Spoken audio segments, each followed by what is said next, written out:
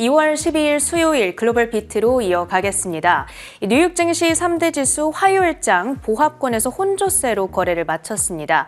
시장을 움직이는 뚜렷한 방향성이 있었다라기보다는 개별 이슈에 따라서 종목별 장세가 좀 펼쳐졌고요. 그리고 파월 의장의 상원 청문회 발언, 이 내용이 주목을 받았죠. 네, 이렇게 파월 의장의 금리 인하에 대한 기조는 또 잠시 후에 자세히 살펴보도록 하겠습니다. 이 발언이 있었던 그 직후에 시장이 좀 흔들리기도 했습니다. 이내 안정을 찾아가기는 했지만 시장이 반응하고 있다는 점, 여기에 또 트럼프 정부가 무역 전쟁을 시사하면서 불확실성을 더 가중시키기도 했는데, 이러한 상황 속에서 미국 증시가 어떠한 흐름으로 증시를 마무리했는지 체린 앵커와 먼저 살펴보시죠.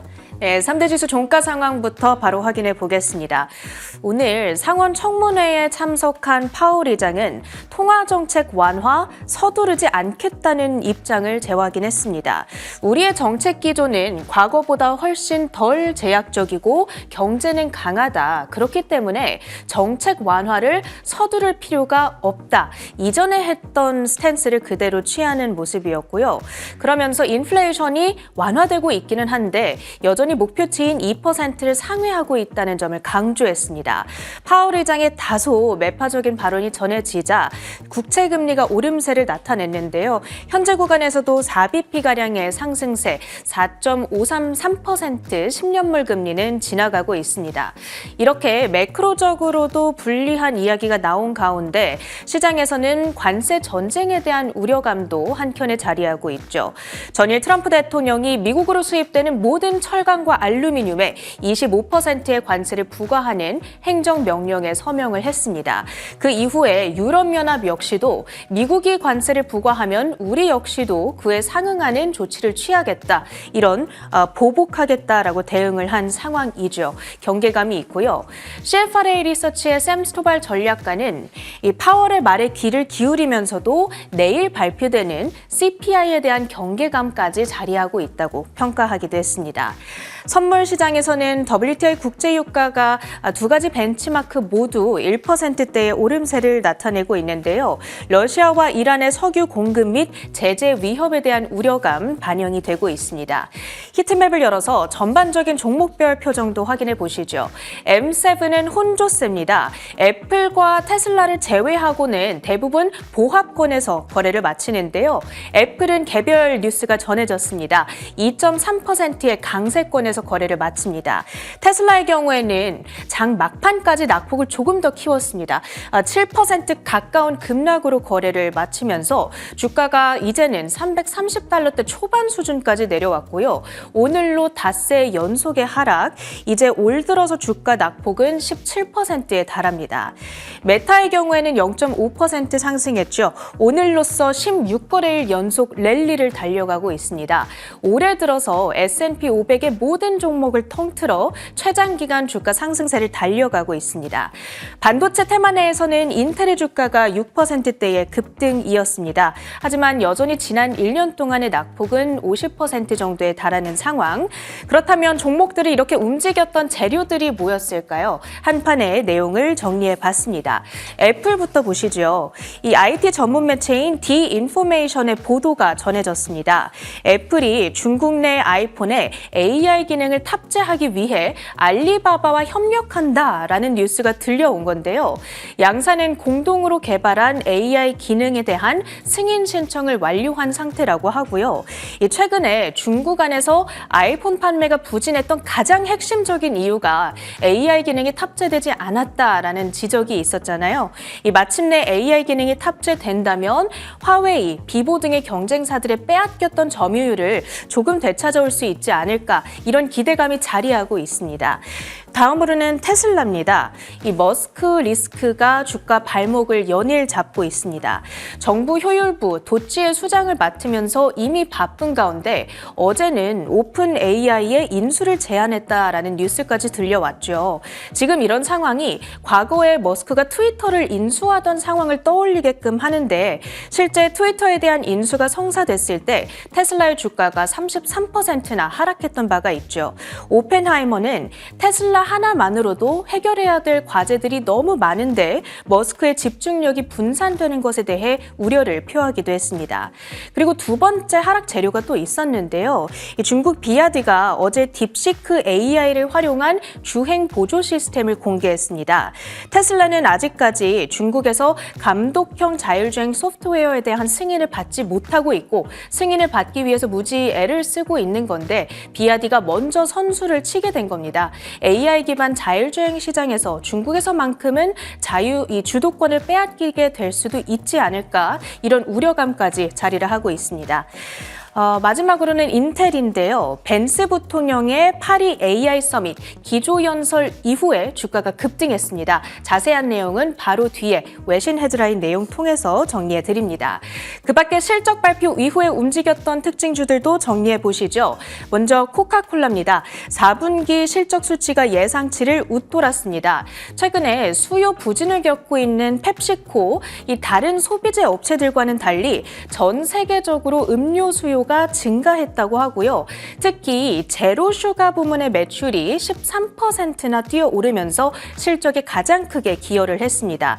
전체 순 매출 성장률 6%를 달성했습니다. 주가의 경우에는 4.7% 뛰어오르면서 67.6달러 선의 종가를 형성하고 있습니다. 다음으로는 메리어트 인터내셔널 호텔 체인을 운영하고 있는 회사죠. 1분기와 2025년도 연간 이익 가이던스를 각각 컨센서스보다 낮게 제시하면서 급락세를 나타냈습니다.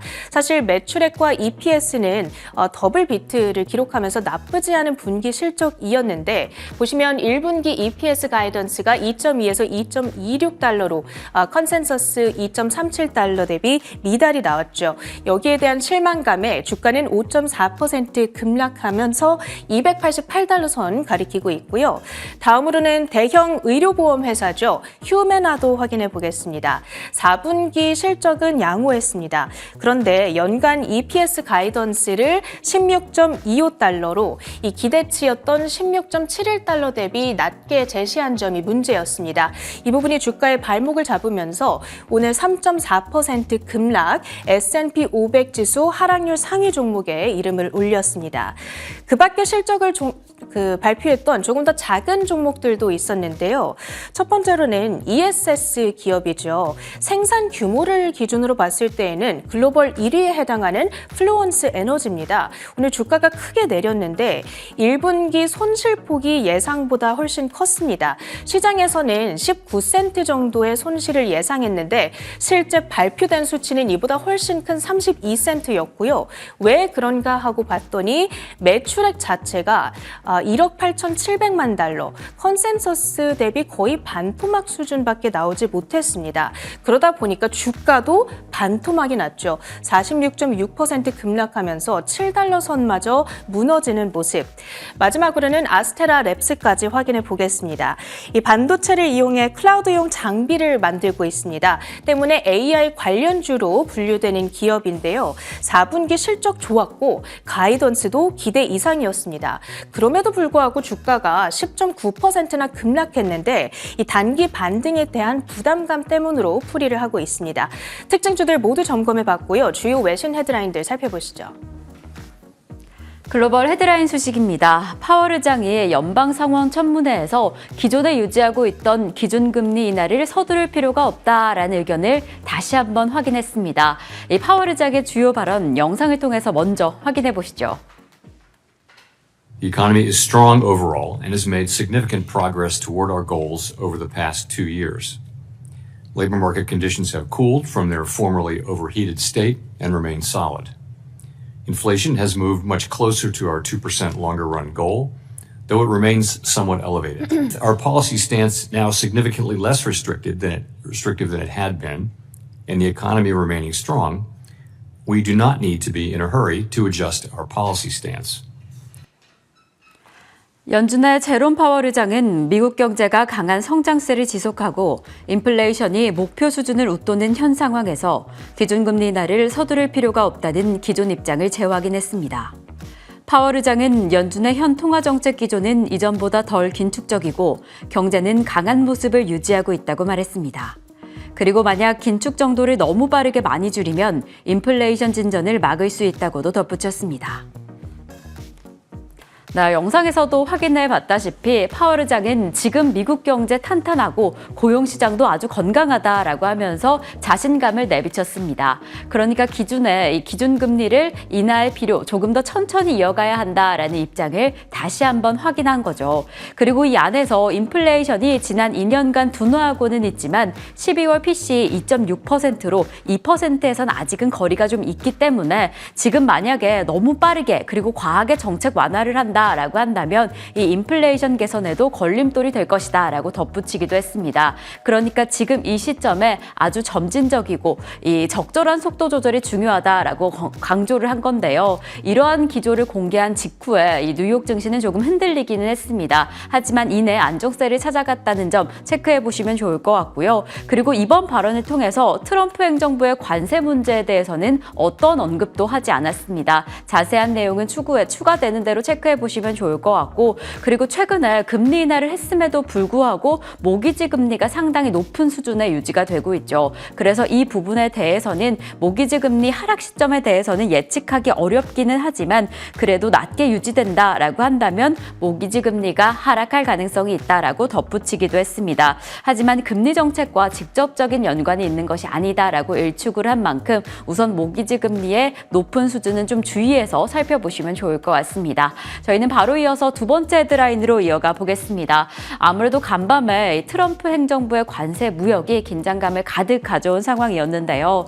트럼프 행정부가 철광과 알루미늄에 25%를 관세를 부과하겠다라고 선언을 한 이후에 자동차와 반도체에 추가 관세를 고려할 것이다라고 이야기를 했습니다. 이렇게 무역 전쟁이 본격화된 시점에서 자동차 업계가 가장 긴장을 하고 있는데요. 어떠한 내용일지 자세히 살펴보도록 하겠습니다.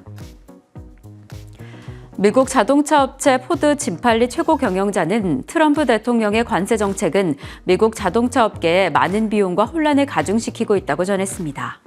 팔리 CEO는 트럼프 대통령이 미국 산업을 강하게 만들고 자동차 생산을 늘리겠다라고 말해왔는데 지금 내보이고 있는 것은 미 자동차 업계에 많은 비용과 혼란을 가중시키고 있는 것이라고 비판했습니다. 우선 포드 측에서 트럼프 행정부의 관세 정책에 대해서 강력하게 비판하고 나섰습니다. 그러니까 만약에 철강과 알루미늄에 25%의 관세가 부과된다라고 한다면 포드 측에는 직접적으로 이 자재 조달에 혼돈을 일으킬 것이다라고 이야기를 하기도 했고요. 그리고 장기적으로 봐도 캐나다와 멕시코산에 25%가량의 관세를 부과한다라고 한다면 이 공급업체 그리고 자재단에서도 큰 혼돈을 불러일으킬 수 있다라고 이야기를 했습니다. 그러니까 이렇게 된다면 자동차 업계에 큰 타격이 될 텐데 이러한 흔들림은 미국에 전례 없는 타격을 가져올 수도 있다라고 하면서 강하게 비판하고 나선 겁니다. 그래서 다가오는 12일에 조금 더 자세한 이야기를 밝히겠다. 그러니까 이번 내용을 조금 더 강하게 반발하겠다라고 의견을 내놓은 상황이고요. 이 포드 측뿐만 아니라 GM도 간밤에 새로운 의견을 내놓았습니다. GM 역시나 관세 발표 이후에 실적에서 관세에 관련된 내용을 제대로 설명하고 있지 않았기 때문에 주가의 하방 압력을 받아온 상황이었는데 이를 위한 비상계획을 마련했다라고 이야기를 전했습니다. 만약에 관세가 장기화될 경우에 이 조달 방식을 조정하는 등 추가적인 조치를 취할 것이다라고 이야기를 했고요. 지금 단기적으로는 추가 비용의 30%에서 50%는 다른 투자 없이 잘 이겨낼 수 있는 비상대책을 이미 마련한 상황이다라고 이야기를 했습니다. 물론 GM 측에서는 비상계획을 마련했다라고 이야기는 했지만 이렇게 자동차 업계 전반적인 긴장감이 확실히 확인된 간밤이었습니다. 저는 계속 이어서 세 번째 헤드라인으로 이어가 보겠습니다. 저희가 어제 오픈 AI의 자체 AI 칩 개발 소식도 전해드렸는데 확실히 빅테크 기업들이 발맞춰서 이 AI 칩을 개발하기 위해 나서고 있는 것으로 확인이 되었습니다. 이번에는 메타인데요. 메타가 AI 스타트업 인수를 고려하면서 자체 AI 칩에 조금 더 박차를 가하고 있다라는 점이 확인이 되었습니다. 어떠한 내용일지 자세히 살펴보시죠. 메타 플랫폼스가 한국 인공지능 반도체 설계 스타트업인 퓨리오사 AI의 인수를 논의하고 있다고 보도했습니다. 퓨리오사 AI는 데이터 센터 서버에 들어가는 AI 추론 연산 특화 반도체를 개발하는 스타트업입니다. 이 인수 논의는 이달 내에 완료될 가능성이 매우 높게 보여집니다. 이렇게 메타는 지금 자사 AI에 최적화된 맞춤형 AI 반도체 제작에 관심을 기울이고 있는 것이 확인됐습니다. 이렇게 메타가 한국 스타트업 기업인 퓨리오사 AI 인수를 고려하고 있다라고 전했는데 사실 지금 이 퓨리오사 AI 인수를 고려하고 있는 기업이 메타뿐만이 아니다라는 이야기도 더해졌습니다. 그러니까 이렇게 전반적인 인수 움직임으로 봐서 여러 빅테크 기업들이 자체 AI 칩을 개발하기 위해서 많은 노력을 기울이고 있다라고 확인이 되었는데요. 이 메타가 최근에 5%가량의 과감한 인력 감축을 시행하면서 우리는 AI 반도체 관련된 투자를 더 늘릴 것이다라는 이야기를 한 바가 있습니다. 그러니까 인공지능 투자 확대에 확실히 초점을 가하겠다라는 의견을 전한 상황인데 이렇게 AI 반도체 칩 개발을 위한 움직임이 더 확인이 된 거죠. 최근까지 브로드컴과 협력해서 자체 AI 반도체 개발을 활발하게 이어오고 있는 상황이었는데 이렇게 AI 반도체 칩 개발 소식이 전해지면서 간밤에도 메타의 주가는 상승했습니다. 이렇게 17거래일 연속으로 강하게 상승하고 있는 상황 속에서 정말 메타의 오픈소스 형식에 대한 기대감이 주가의 상방 압력을 더 탄탄하게 뒷받침해 줄 수 있을지 그 부분도 체크해 보시면 좋을 것 같습니다. 저희는 계속 이어서 네 번째 헤드라인으로 이어가 보겠습니다. 이 간밤에는 메타뿐만 아니라 인텔의 주가도 강력하게 움직였습니다. 바로 벤스 부통령이 파리 AI 서밋에서 폐막자로 나서면서 미국 AI를 더 강력하게 만들 것이다 라는 의견을 내비쳤는데 어떠한 내용일지 자세히 살펴보도록 하겠습니다. 벤스 부통령은 현지 시간 11일 프랑스 파리에서 열린 제3차 AI 행동 정상회담 폐막 연설 자리에서 트럼프 행정부는 가장 강력한 AI 시스템을 미국에 구축할 것이라고 말했습니다. 트럼프 행정부는 AI가 경제 혁신, 일자리 창출, 국가 안보 등 다양한 분야에서 혁신적인 응용 프로그램을 제공할 것이라고 믿는다며 미국은 AI 분야의 선두주자로 미 정부는 이 위치를 계속 유지할 계획이라고 설명했습니다. 이렇게 이번 연설을 통해서 트럼프 행정부의 인공지능을 향한 발걸음이 다시 한번 확인이 되었습니다. 이 미 벤스 부통령이 미국의 최강 AI를 구축할 것이다 라고 이야기를 했고요. 다른 나라와 경쟁력을 더 곤고히 하기 위해서 다른 국가의 권위주의적인 AI 남용을 비판하기도 했습니다. 그리고 이번에 더 주목을 받은 것이 윤리적 AI 개발 공동선언에 불참한 부분인데요. 영국과 함께 이 해당 선언에 불참을 하면서 다른 국가, 특히나 중국을 견제하려는 의도가 다시 한번 확인이 되었습니다. 그러면서 이 미국 내 자체적인 AI를 구축하기 위해서 동맹국과 협력을 더 강조하겠다라는 이야기를 전하기도 했고요. 하지만 이번에 딥시크에 대한 언급은 없었습니다. 딥시크가 어떠한 영향을 주고 있는지 앞으로 어떻게 대응할 것인지에 대한 내용은 없어서 추가적으로 체크해 보시면 좋을 것 같고 어쨌든 이러한 벤스 부통령의 발언 직후에 가장 먼저 움직인 것이 바로 인텔이었습니다. 아무래도 인텔이 오하이오주에 대규모 공장을 설립했고 이러한 투자 과정에서 벤스 부통령과의 긴밀한 관계가 있었다라고 해석이 되고 있는데 발언 이후 8% 급등한 흐름을 확인을 했을 때 최근에 좀 고전하고 있는 인텔의 주가가 이번 기회로 확실히 반등할 수 있을지 특히나 AI 반도체 시장 내에서 경쟁력 회복이 가능할지에 대한 이목이 집중된 상황입니다. 이렇게 벤스 부통령의 기반을 지지하면서 주가의 상승 압력 계속해서 확인해 보시면 좋을 것 같습니다. 이상으로 글로벌 비트 전해드렸습니다.